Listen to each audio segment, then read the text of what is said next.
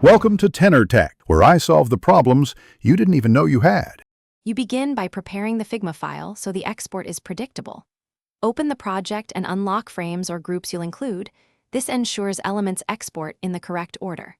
Once done, remove unused layers and flatten complex groups where needed to reduce file size and preserve appearance.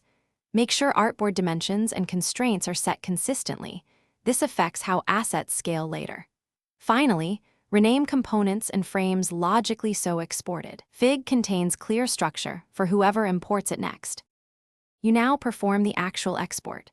From the File menu, choose Save Local Copy or Export. Fig, this packages the full document.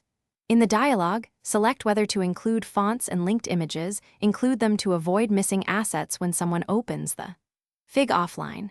Add version notes to document changes and set which pages and components to include. This keeps the file focused. Once selections are correct, click Save and pick a secure location. If you use team libraries, make sure to include or detach them as needed for portability. Finish by validating the exported Fig immediately.